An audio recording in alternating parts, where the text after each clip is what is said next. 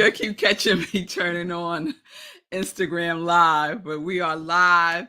Welcome, everybody. Welcome to Sip with Rev Melissa. I am Rev Melissa, and SIP stands for Spirit in Practice, where we practice because, say it with me, practice makes progress, and we are about that progress life. Yes, we are. So, welcome to the show. I use the technology of spiritual psychology, spiritual practices, and universal principles to companion people in disrupting limiting patterns of thinking, limiting patterns of believing, limiting patterns of behaving by prioritizing their mind and their heart to reveal the healing from within to transform their lives. This is my passion. This is my mission. This is my ministry of joy. I am an ordained interfaith minister, a licensed religious science practitioner, a spiritual life coach, and the spiritual director, senior minister at Rockland Centers for Spiritual Living, a New Thought Center in New York. So if you need support, you can reach out to me on my social media at I am Rev Melissa on Facebook and on Instagram, and we will set up some time to talk. I'm currently accepting new coaching clients starting in September. So if you want to explore, you need more information, just set up an appointment with me and we will have some opportunities to talk about what that will look like for you. So I support people in living life in joy, connected to their yes. That is what we are all about. Let's say some good mornings. Good day, Shay. It's good to see you. Hey, Mommy. It's good to see you. Hey, Wayne, my space cowboy. All right now. Good day, Bonnie. I hope you're well. Good day, Michelle from Los Angeles. Good day, good day, good day, everybody. I hope all is well in your world. So we are continuing our new series that we started yesterday, which is worship.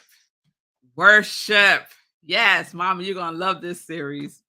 So just to remind you of the definition, worship is to feel an adoring reverence or regard. And the origins of the word breaks down into two words, worth and ship. So the origins of the word worth is to become. To become. Y'all know I got excited about that yesterday. To become and to turn. And ship means what? Ship is a vessel, and the origins is akin to shape. So worship is a feeling of reverence for our worth as a vessel for the infinite spirit, God, universe, love, cosmic intelligence, whatever you want to call it, right? So this is what we're talking about when we talk about worship. We are using this temple, this vessel, this container, right? To give reverence to that higher power that is moving through us and as us. This is what we get to do when we worship. And so I was sharing yesterday that in the New Thought metaphysical space, for me, there's not enough time devoted to worship, to the power of worship, to the feeling of worship. Worship is such a good feeling. Oh my goodness. There's nothing like the feeling of worshiping the good, the love, the power, the grace, right? All that is. There's nothing like giving reverence to that. And so yesterday I shared something from the Science of Mind text by Ernest Holmes, who said, an evolved soul is always a worshiper of God.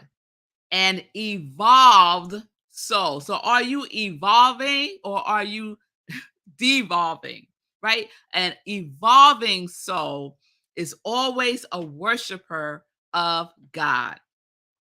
And worship, when we think about worship, we're thinking about it in the sense of communion, of oneness, of unity. Yes? All right. So yesterday I asked you a question. What is your sense of communion with God, the universe, cosmic intelligence, whatever the word is for you, right? I don't want us to get wrapped up in the word, right? I was having this whole conversation the other day with someone who was sharing with me how the word God is triggering for him. And that's okay. I said, well, what's not? What's another word that's not triggering for you? And surprisingly, he said he's the only other person who describes what I call God in this way. One of my girlfriends describes God in this way also. He describes God as the great architect, the great architect. So I said, okay, then, the great architect. We are one with the great architect. I love it. I love it. I love it. Yes. And then today, so I want you to think about that question. What is your sense of communion with your higher power? What is your sense of communion? What is the vibration? What is the feeling tone of it? Yes? All right. So today, talking about communion, I want to dig a little deeper in the worship and the communion of worshiping. And I've been just really digging. That's such an old word, right? I'm really digging it, man. But I've been really digging this paper that was written by Thomas C. Sanner, Dr. Thomas C. Sanner, who is the founder of One Heart, One Mind Ministries in California. And it's called Understanding the Edinburgh Lectures of Thomas Troward. And Thomas Troward was a judge. He was also a metaphysician. Metaphysician? That don't sound right. But anyway, he was a new thought leader and he was a great influencer for Ernest Holmes. And so Dr. Thomas Sainer is giving commentary on some of the judge's work from his book, The Edinburgh Lectures, which I realized this morning I have. I have that book and I have the creative process in the individual book. And I was like, oh my God, let me pull those out. But I didn't do it yet. So this is what I want to share that he writes. And these are the words from Judge Thomas Troward that he wrote in 1912 about communion. He writes this: it appears to me that the ultimate fact of the spiritual life is conscious communion with the parent spirit, which is the source of our being. So Judge Troward referred to God as the parent spirit. That was his word for God, the parent spirit. Some of us find that we attain this more effectively in one way and some in another. But the real question is whether we attain this consciousness at all and in what degree. So that's one, right? Do you attain this consciousness of oneness, of communion at all? Is it even on your radar? The oneness, right? And so for me, the most effective way that I feel that connection of oneness is through prayer, meditation, and worship. Those are the three ways. Those are the three entry points for me. What are your entry points to feel that oneness, to feel the unity, to be in the communion, to be in the communion with that higher power? Let me go on. But communion of this kind can only be reached through the heart It is not a matter of intellectual statement. So I was sharing yesterday that in general, New Thought, religious science, focuses very heavily on the intellect, right? There's a famous quote by Ernest Holmes that says, change your thinking, change your life, right?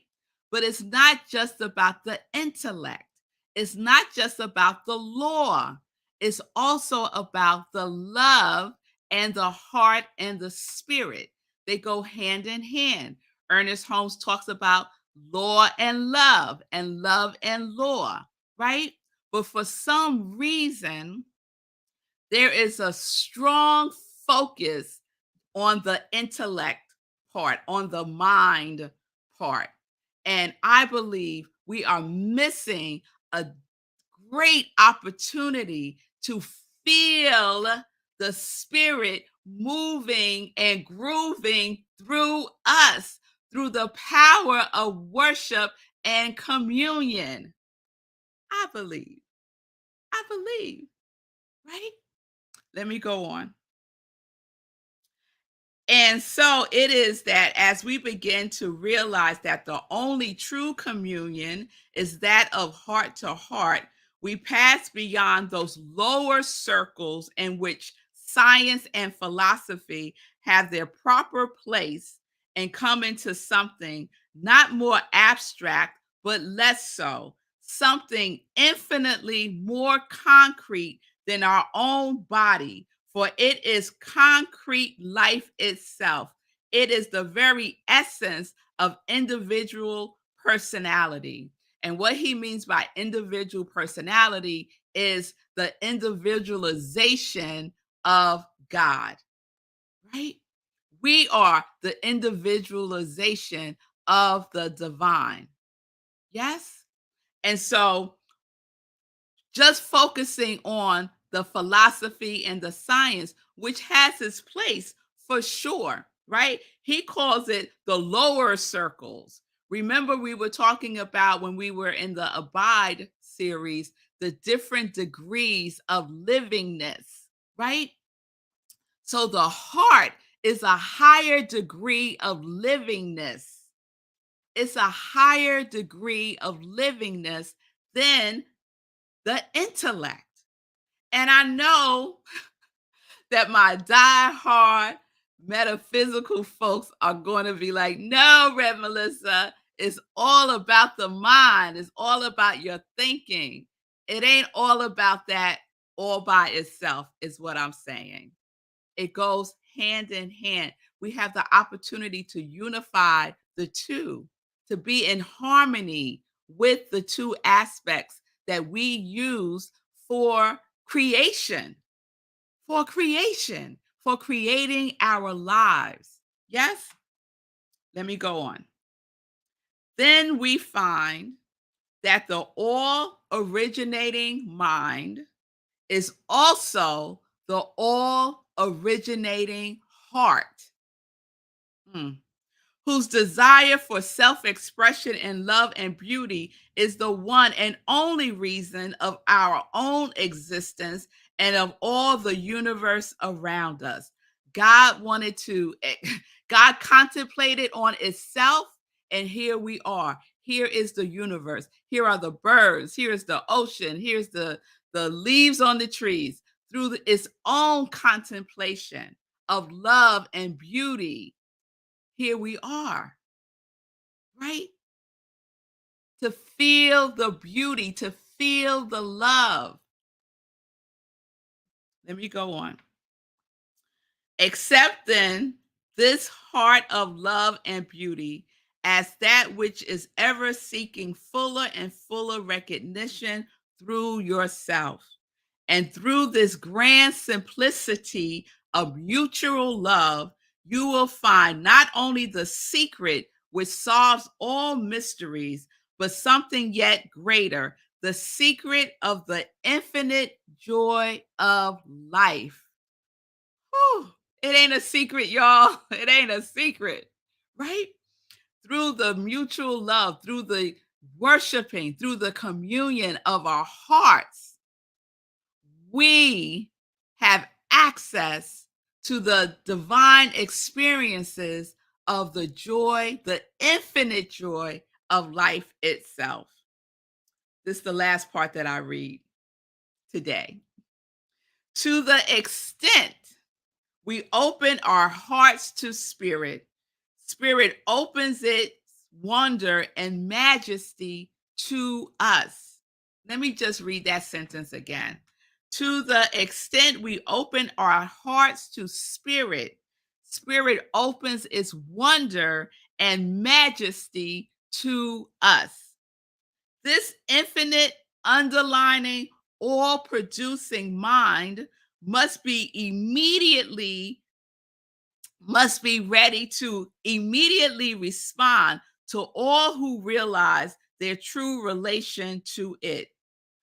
Troward calls this opening up. Isn't that nice? Opening up the indescribable reciprocity of feeling by which we instinctively recognize something in another, making them akin to ourselves. Opening up. I call it worship. Judge Troward calls it opening up. The indescribable reciprocity of feeling by which we instinctively recognize something in another, making them akin to ourselves, recognizing our own divineness by opening up, by being in the worship of it, all of it as us, right? And when he says, to the extent we open our hearts to spirit, spirit opens its wonder and majesty to us. The other way that we say that is that God can only do for us what God can do through us. There has to be an opening. There has to be an opening. We have to be open to the receiving of it. What can come through this?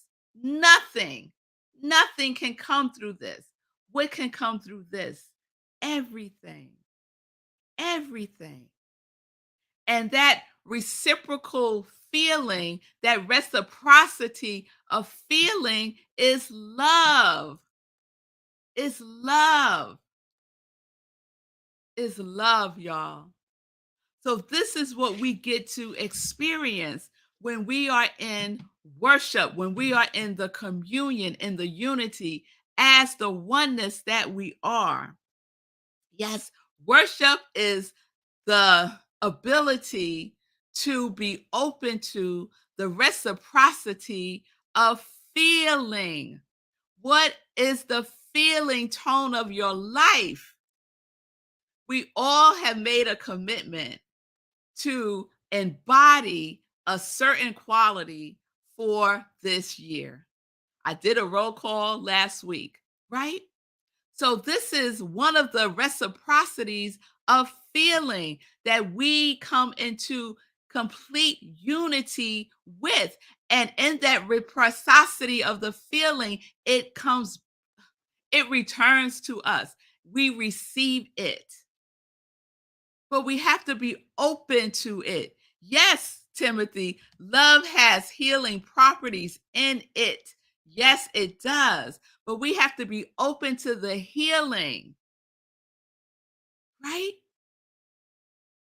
We have to be open to the healing, not just thinking about the healing, but feeling the healing. All right, y'all. So, to the extent we open our heart to spirit, spirit opens its wonder and majesty to us. Spirit, get this, can only do for us what it can do through us.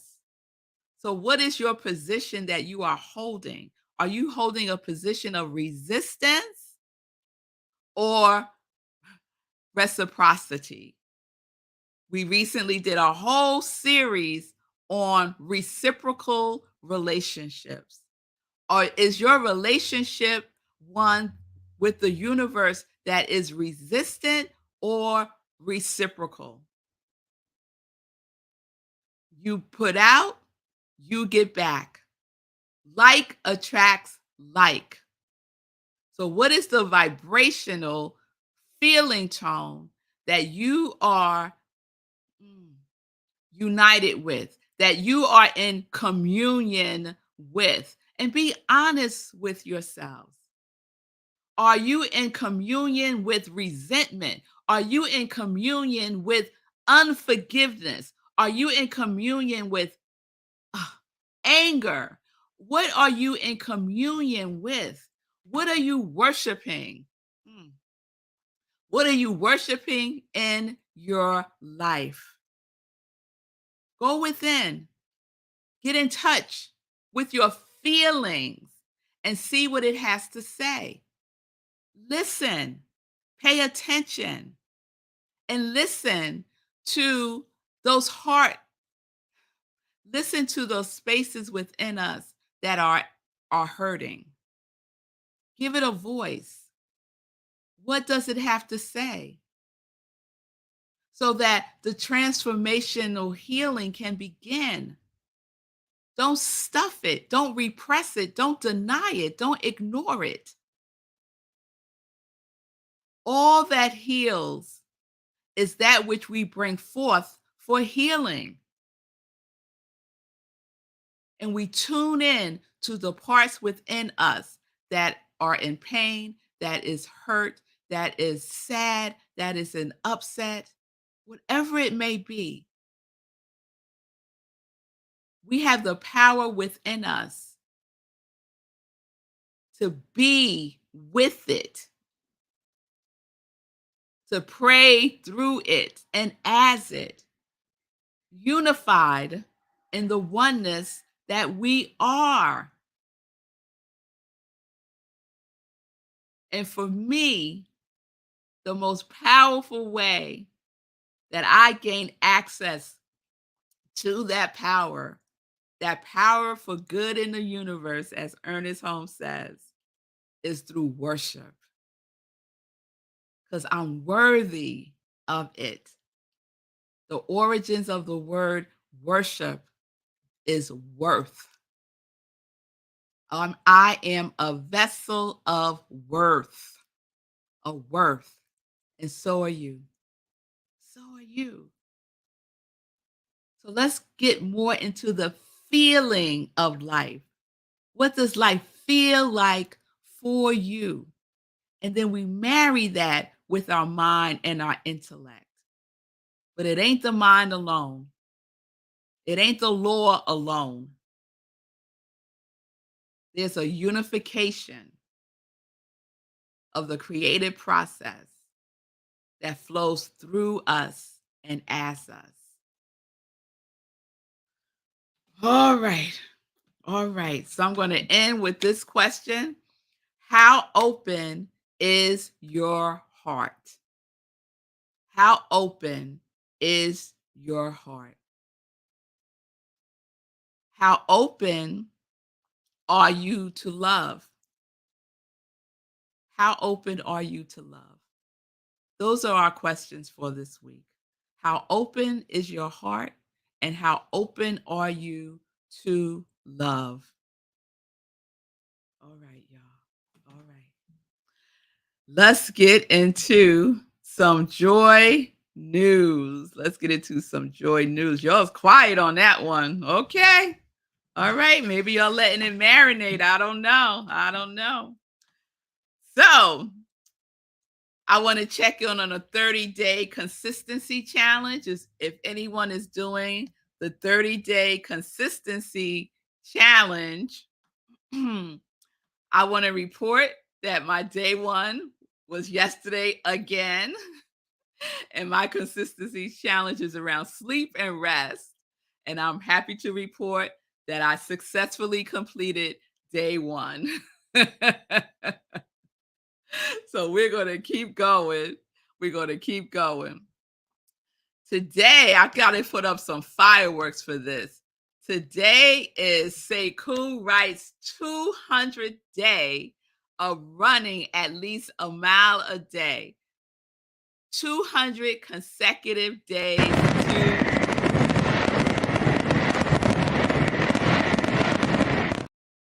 congratulations, Sekou. It is such an inspiration, such an inspiration. So I see you, Tim. Tim saying, I don't even know. That's okay. You know what? It's okay to be in the space of the not knowing, right? And I take it, Tim, that you're answering my question, how open is your heart and how open are you to love? And Tim, I believe, is saying that you don't even know. It's okay. It's okay. It's so powerful to just be in the question. Just sit in the question and see what's there because the answers, Tim, are within you. They are within you. And Shay shared, I am open to love, lady. My heart is open and married to my mind. Amen. Amen. Sekou said, above our heads. Okay. All right. I'm going to break it down some more tomorrow. I'll break it down some more tomorrow. It is the words of a judge. Judge Thomas Troward, and this was written in the early 1900s. So it's very dense language for sure. So tomorrow I'll put more of my red Mel spin on it for you all. Thank you for that, Sekou. Yes, Tim, 200 days. Yes. And yes, day one. Let's go. Let's go. Let's go. Yes, it all is one day at a time. So, more joy news to share. Today is Wednesday, which means it is our hour of power at Rockland CSL, where I am the spiritual director. And on the third Wednesday of the month, we do the power of support, the power of support. So this is an opportunity for anyone who wants some self-care. You might be in a caregiver role. It doesn't matter if you are or not. You could just come and we really focus on self care. It's led by one of our practitioners at Rockland CSL and it's on Zoom. You can go to rocklandcsl.org, click on Hour of Power, and you'll be in the Zoom room. That's at 7 o'clock Eastern Time tonight. Okay. Let's see what else. The next meditation with the moon, mark your calendars, is August 1st at 8:30 p.m. We do a full spiritual practice with the moon. And this moon is the second super moon of the year. So it's time to release big stuff, y'all. It's time to release big stuff into the generous energy of this super moon. It's super, y'all, so it can hold more of our stuff. So let's come together on August 1st, 8:30 p.m. Eastern Time and release, release, release. Yes. Oh, thank you, Janice. Look at all those emojis, girl. Thank you. Thank you for your beneficial presence, Rev Melissa. Peace and love. Peace and love to you too, Janice. I appreciate you, girl. What else? What else? I think that's it. I'm looking at the time. So I'm going to wrap it up there. I'll share more tomorrow. Everyone have a wonderful today and just be with the question. How open are you to love?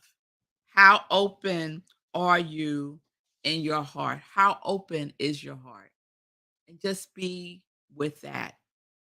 Just be with that. No judgment, no nothing. Just being with that. Oh, let me take this banner down.